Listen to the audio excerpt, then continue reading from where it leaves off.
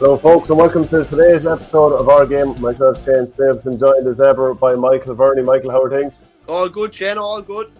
Yeah, brought to you by ourstore.ie, the official home of merchandise here on Our Game. We've also got a couple of coaching clinics coming up this weekend. Friday evening in Derryloughlin in County Tyrone, Keane Mackey, Conor Gormley and Conor Gilligan will be hosting workshops there. That's going to be a brilliant event. You can get the tickets in the video underneath the video. There's a link.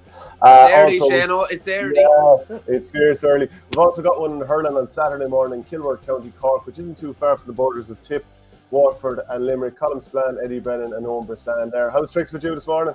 Very good, Shane. Yeah, very good. Yeah, all hurling this weekend, so it's kind of narrow kind of focus. And you know something, to be talked about, and we've even talked about maybe the lack of importance maybe in the league and how there's no jeopardy in it. But like looking at Limerick and Clare on Saturday night, are you telling me that they're not going to go hammer and tongs? 100% they will.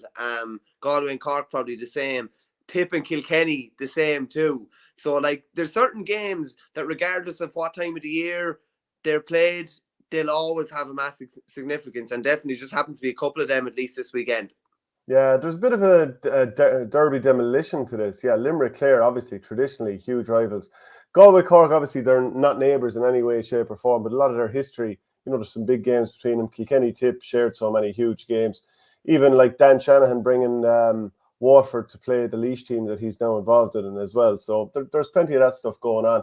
One of the most important pieces of news came out just in the past day or two with Derek Ling being interviewed, and it's to do with TJ Reid. So there's a chance he'll miss the entire league, but Ling said anyway, we'll see how it goes. At the minute, no, not for the next 2 or 3 games. I'd like to have him certainly right come the summer. He's had a long campaign with Kilkenny and Ballyhale, but has to be continuous but that has been continuous for the last number of years. So it's important that we do manage it. He has a few niggles, nothing major. We'll be looking at bringing him back at some point. He's working away with our S&C team at the minute, and he's eager himself. He's very ambitious and determined to come back in as good a shape as possible.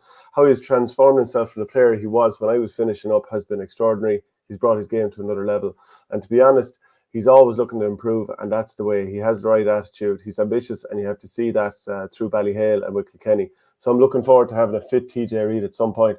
In some ways, I think it's no harm. He already knows what TJ Reid gives him, and he'll know again in the summer, and it's probably just for the best to let a player like that rest up. Like, it's not like he needs 6 months to get sharp, 6 months worth of games. He'll come back and after a game or two and he'll be flying. And in the meantime, he just gets to know more about other players. Who's going to step up for me in the meantime? Yeah, 100%. And so I don't think he played any league last year either, did he? Did he have was it a quad injury he had last year, I think?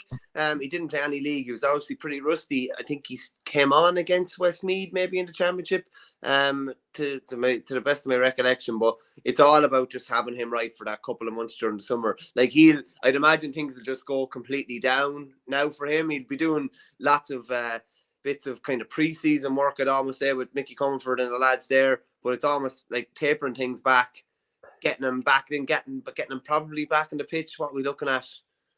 Mid-March, something like that. Get 4 weeks maybe in on the field, and then he'd be ready to go for championship. So I wouldn't be a bit surprised. I don't think he'd play any league at all. I think it makes sense not to play any as well. And not being smart, Leinster is less cutthroat than Munster in that regard. You can't. I wouldn't say you could kind of sleepwalk into Munster, whereas with due respect to Westmeath and Antrim, Kilkenny should be winning those games, even without potentially TJ Reid or without TJ Reid at 100%. So they can kind of ease them in a bit more. They're afforded that luxury, I'd say.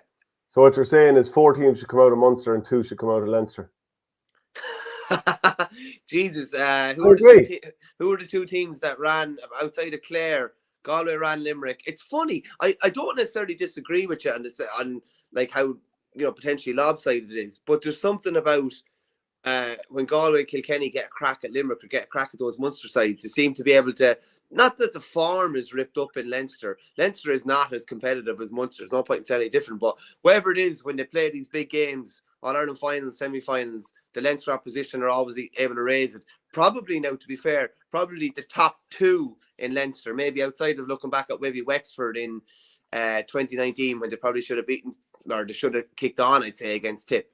But I agree with you in the sense of competitiveness, but the Leinster teams are always able to raise their game, I don't know, when they come up against the big Munster teams. Unless they're playing Tippett in All Ireland and they get hammered out the gate. That's Kilkenny you're speaking of. Yeah, getting hammered by Tip in All Irelands. That's the new thing. Tip haven't been in All Ireland in a while now.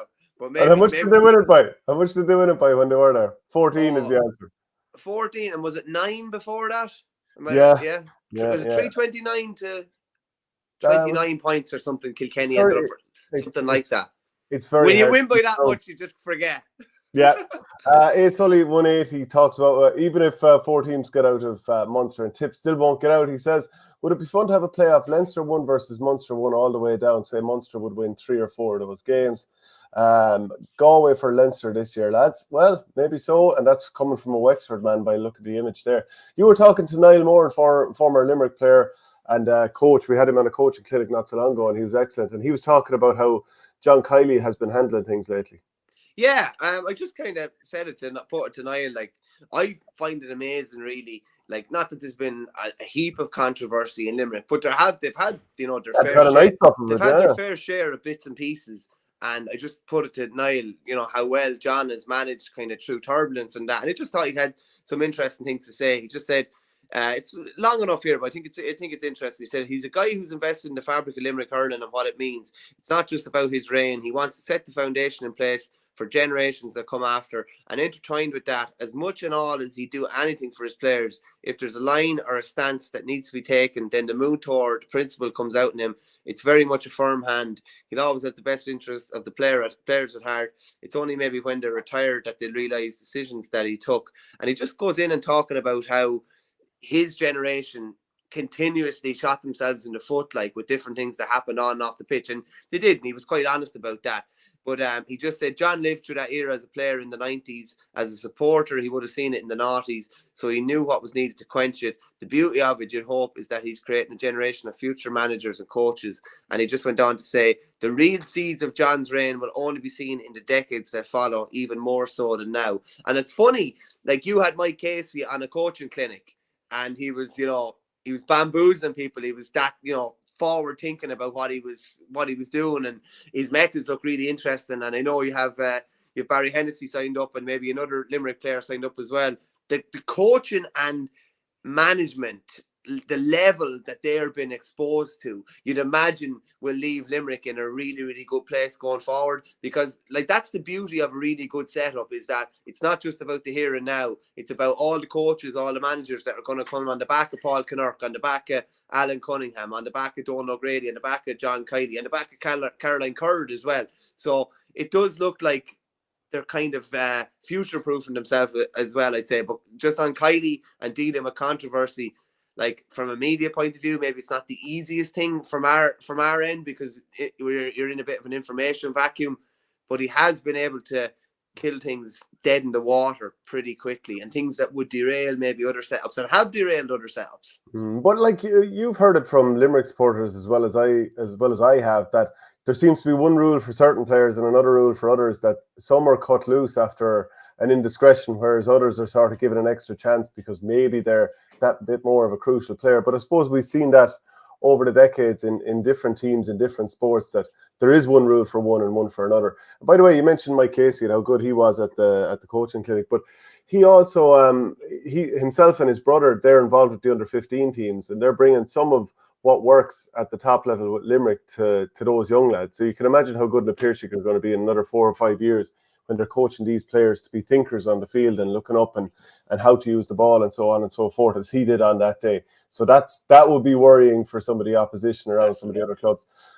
Cassius King says, right good Fitzgibbon game last night between DCU and the old WIT. Set you Waterford, I suppose. I love the way he referred to it as the old WIT. That's the way I'd be referring to it too. Yeah, ask Limerick the most likely team to beat them and who they've gotten their toughest games by far against in actual knockout games. It's Galway and Kilkenny. 2 All-Munster All-Irelands were massacres. Yeah, I mean, I suppose that is fair enough. Doesn't play up to your narrative, Shane, but it's fair. Yeah, I like, to be fair to Clare and Munster last year, they put up serious games against Limerick. I don't know, how much do you count that first game out down in Ennis when Limerick weren't at full strength? They didn't have everyone out, but the one in the Munster final in Thurles, like that was, full board there from both teams. It was, and I don't know, it seems to be a byproduct of with a lot of teams when they really throw it down to Limerick, that it seems to the physical toll. Like that would be one thing with Clare. I'd imagine they've gone hard after their S&C this year in the sense of, and I know Shane O'Brien's dad is involved, isn't he, this year? Shane O'Brien that plays with Limerick. But that's an interesting one, right? It's one thing, you know, being able to lay it down to Limerick on a given day, and they did it 3 days, you'd say, but it's coming back to what's next. They were flat against Wexford. They were flat as a pancake against Kilkenny. It's been able to back it up, and Limerick seem to have raised the bar in that regard of, yeah, they'll go through a physical bruise and battering game, but they'll still come out and do the exact same thing the next day and the next day and the next day. I'm wondering, you know, this year we're seeing an awful lot of teams bring the ball out and run it through the lines, playing triangles, all that kind of stuff that that Limerick have been doing for 4 or 5 years and has given them a fair old head start on everybody else. So last weekend we saw an awful lot of it between Wexford and Galway. I'm not criticising either team. I think if you want to compete these days, you're going to have to do it. Cork have done a fair measure of it the last couple of years. Tipperary have been transformed in terms of how they're playing, using this running through the lines the last couple of games. So I'm just wondering how many games are we going to get this year that are dour sort of games, teams trying to run it through the lines, running into traffic, turnovers. But then the other side is once they get very good at it and once the physicality goes through the roof during the middle of the summer, like every Limerick game last year was brilliant because teams brought it to Limerick and they were able to respond, even though that's the type of game they also play. So maybe with a little short-term pain, we could end up with an awful lot of excellent games when every team is physically very strong, playing that type of game, but it's been done at 100 miles an hour where there's lots of turnovers and physical battles. Yeah, and at the moment, you're like Limerick are far from home at the moment. I was looking back at their game yesterday, and like I've never seen as many stick passes go astray, and trying to do maybe flicks and things that maybe would work in summer but just won't work at this time of the year. And I think it's the same point from all the other teams that are trying to, you know, replicate some of what they're doing. Like that doesn't happen overnight. Like you don't just all of a sudden wake up one day and be able to work these triangles and be able to, you know, not put a ball down around a lad's feet and make sure that the hand pass is always here and it's always to a man moving into it. But like, you know, some people have given out about Limerick even a couple of years ago that, you know, they weren't that good to watch. I go back and say that all of the best games in last year's championship, as you say, were involving Limerick. The All-Ireland final, the semi-final, the Munster final, the Munster round-robin game with Clare, the Munster round-robin game with Waterford, their last league game against Clare. Like they're, to me, nearly all of those games were involving Limerick, the best games of last year. And it's the same with Kilkenny back in the day. Like the tip Kilkenny games were brilliant games. There was nobody else able to really throw it down to them when they were going well. Before that, the Cork Kilkenny games were brilliant as well. So the standard bearers tend to bring everybody with them, and you know, definitely you'd say the gap it wasn't as big last. Definitely wasn't even anywhere near been as big as it was the year before. And now it's going to be interesting to see can Limerick kick on and open that gap up again like it was in 20 or 2021. Yeah, let us know, folks out there. Do you think that the gap will go back up this year? Cian Lynch and Peter Casey are back. A couple of more young lads like Cathal O'Neill, maybe Adam English and so on. Will that gap swell again this year, or the way teams are now playing and they've had an extra year or two, some of them, will the gap narrow even further? The Camogie Association, they've announced that the Division 5 third level competition will be renamed after Aisling Murphy. So the Aisling Murphy Cup, she played for Kilcormac Cloughy and Mary I. So that's a very nice touch there. The cup was donated by Mary I. Damien Comer, luckily from his point of view and also for Galway and Pádraig Joyce, he's avoided a season-ending cruciate injury. So there's hope that he'll be back later in the campaign. He looked in an awful lot of discomfort towards the end of that game against Roscommon last week, which the Rossies won 9 points to 8. So that's a huge relief from Pádraig Joyce's point of view, because it's very hard to see Galway pushing to get to an All-Ireland final again without the main man. No, just because, can you think of another forward in the country that offers what he offers? I mean, like offers that. He's just so unpredictable, really, and he's so hard to handle. Like, how do you go about trying to stop him? The thing about trying to go to stop him is, it's one thing stopping him, but are you going to stop him to the benefit of Shane Walsh or to Rob Finnerty? That's the thing about it. It's like what you were saying about, was it 2018? Like Ian Burke was able to benefit from Comer being double teamed or extra attention going on Comer. So I just think they need him, and I think they'll wrap him up now and try and get him back and get him ready for the summer. Realistically, there's a lot more games in the football championship this year as well. They should have themselves in a position where it's got maybe a little bit less cutthroat, where they'll be able to get some game time into them in games that they probably should be winning anyway, if you get me. Do you reckon that the Shane Walsh situation will be similar to the TJ Reid? Long club campaign, long inter-county campaign. We probably won't see him until the tail end of the league, maybe the last game or two, a bit like Clifford. Yeah, I had heard anecdotally that Pádraic Joyce didn't know too much about him going away after the Crokes All-Ireland. So I'm not sure. Apparently he's supposed to be away for 3 weeks. So there's probably only, about 10 days of that gone, I'd say, at this stage. But I'd say Galway people and anybody that wants Galway to win an All-Ireland, the whole Crokes thing and how realistically, he did 3 month longer club campaign than he normally would have, realistically. And he was playing high level games where he's been double teamed and getting a lot of attention. So I would say the same as TJ. He's not, he's 3 or 4 years younger than TJ, but he's still going to need, there's going to be an awful lot of timing and expert timing needed there, I'd say. And he's probably was carrying knocks into that club campaign as well. So I'd say he'll be coming back, getting into like a prehab program maybe for the guts of about 4 weeks. And yeah, will he play much league action this year? Don't really see him playing too much. Saying that, I didn't see the Cliffords playing too much either, and Paddy came on in the second round, so you just don't know. Yeah, and then you just wonder with some of these lads coming back so soon after club campaigns. And I'm thinking about Derry. Later on in the summer, will we start to see them pick up niggles, or is it more next year then, because they've had extended campaigns for a couple of years? Eventually there's a price to be paid with these things. Yeah, more people. Rory Gallagher said that there was, now I don't know what it is, but he said with the Glen lads that there was a plan for them. So I don't know if that was come back, play the first 2 games, and then you have 2 weeks off, and they're not going to do anything for those 2 weeks. I'm not so sure, but I'd agree with you. I think you can be a bit blindsided by short-term goals and saying, the Glen lads are back and they're flying, but will they be flying in June and July when Derry want to try and get up the Hogan Stand steps?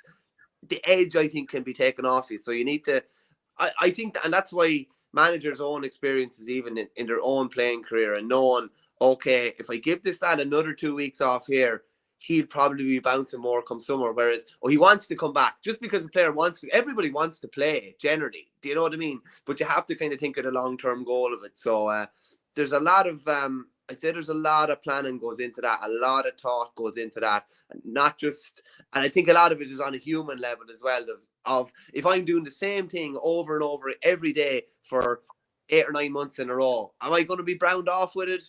Probably. Am I going to be browned off with it when I need it most? Potentially as well. So putting in a little break, holiday, whatever it is, to keep things fresh, I think is a massive, massive thing. Did you see some of those quotes from Raphael Varane recently? So he's a soccer player for Man United and France. He retired from international football, and he said the very highest level is like a washing machine. You play all the time and you never stop. We have overloaded schedules and playing non-stop. Right now I feel like I'm suffocating, and that the player is gobbling up the man. I wonder, would it ever feel quite like that with a GAA player, or the fact that you do have because it's not professional, you do have a life, your work, and you have other stuff going on. That does sound quite extreme for Varane, from Varane, and it's good that someone's actually saying it, and especially in those very strong terms. But I wonder, are there GAA players who, in their own version of it, do feel like it's a washing machine going around and around? Oh, I'd say so, yeah. Now, I have a lot less sympathy for professional sports people who are lining their pockets, and he's getting paid unbelievably well. And his family, and probably the family that comes after that, is going to be looked after on the back of his career. So I have a little less sympathy in that regard. I'd say a lot of them step out, Shane, at this stage, inter-county players, if they feel it's like that, because you just can't do it, because it is literally relentless. It's over and over and over again. Back to Limerick, I think they have gotten a really good balance of when they're off, and when they're on, they're on. And I think that's hugely important. I don't know what you were like when you were hurling, particularly, at your peak or whatever, but I definitely overthought about things and kind of was nearly burning myself out mentally. Whereas I think, the best players generally, they have that drive and they have all that motivation to succeed, but they're able to pull back a small bit and switch off from it all. And when they're off, they're off. When they're, evening time, they're not thinking about games or not thinking about their sport. Whereas when you overanalyze things too much, I think you can get mentally burnt out as well as physically burnt out. And I'd say that extends to management teams as well. Oh, yeah. So we're asking players or people out there, do they think that the gap is going to widen or narrow this year? TV Street says, big year for Limerick, in my opinion. Half the team are getting that bit closer to their physical peak.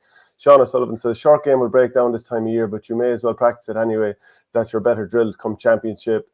Train hard, fight easy, as they say. And TV Street, it's an awful pity these smart slitters didn't include some match stats like the speed of the ball, maximum power, etc. Plenty of lads would love to nerd out on those. They definitely would. Richard Hogan, did I miss Shane Shane saying that Tip are back after Sunday? And TV Street says, no, Richard, that's a separate segment. This goes back to the smart slitters again. Richard Hogan, surely an opportunity to have something like goal line technology where it crosses the goal line crossbar that the ref gets a notification somehow. So imagine beep beep, the phone just starts beeping it. Yeah, it was across the line. I was just they have that in soccer. Yeah, I was just watching back Cork and Limerick and Brendan Cummins, who was on the Slitter committee for the best way of putting it, and I just thought it was funny or peculiar that it's just like to do with where the balls are coming from, shall we say, and where they've been made, and that they're standardized. Surely, like if we were making a big departure and putting something inside or whatever inside the ball, that we would be able to get a bit more information out of it. Do you know what I mean? That was my own opinion on it. Speed would be great. Like, wouldn't you love to have those kind of stats?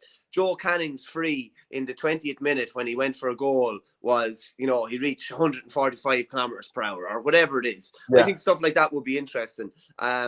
We definitely are missing a trick in the GAA. I've said it to you before about the lack of records and stats within the GAA. But like, imagine it flashes up on screen after Aaron Gallant scores a goal in the All-Ireland final, 75 miles per hour or whatever it is. Do you know what I mean? Like, I just think stuff like that, I think it's a bit of a no-brainer. It's interesting. We need to probably Americanize it a bit more in that way, as in big up what the lads on the pitch and the lads and the ladies on the pitch are actually doing. Yeah, wouldn't it be great even if the stat was able to tell you how much time the ball spent in people's hands, how much time it spent on people's hurleys, how much on the ground, how much in the air? What was the highest point the ball went to today? Was it like 100 foot in the air? Whatever. Yeah, how powerful was Grode Hegarty's shot against Kilkenny in the All-Ireland final last year? Wouldn't all that kind of stuff be class? No, I'm with you on that. More so for points might help out with Hawkeye. Obviously, in 2014, the Slitter was completely wrong, as you would agree. a bit of a delayed reaction. You never miss a chance, in fairness to you. You never miss a chance. No. Can we have a guarded there with a speed gun beside the goal eating a Kit Kat? Would be immense. Remember that famous ad when like the car drives past and your man is just there and like eating the Kit Kat? He's just like the wind blows past him and he never even saw the car coming or not.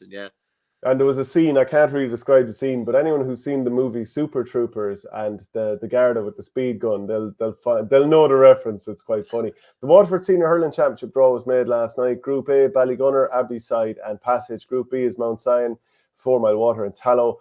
In C, it's Roanmore, Lismore and Clonea, and you'll have De La Salle, Dungarvan and Dunhill in Group D. So De La Salle up against Owen Cadigan's Dungarvan there. Lee Chin has been named the Wexford captain. He's retaining the position, isn't he? Yeah, I think he went from being joint captain with Matt O'Hanlon to being captain by himself last year under Darragh Egan, didn't he? And I just suppose there was an announcement made there. Any county board are looking for any positive PR that they can get, and by putting it out, they're probably going to. Well, listen, they got us talking about it, didn't they? Yeah, they sure did. Stephen Bennett, he's received a 1-match ban for his straight red card against Dublin last week. Davey says we'll take that medicine, we'll move on from it. He's also hoping to have Tig de Burka back by the end of the month. And he says we're hoping maybe the Antrim game, and if not the Tip game, and we'll have him back in the panel. I could really do with having Tig back there. He's a fantastic guy, and I mean that genuinely. He's a really good guy to have around the place, really genuine, very smart. He trains as hard as anybody we have. He pushes himself to the limit. So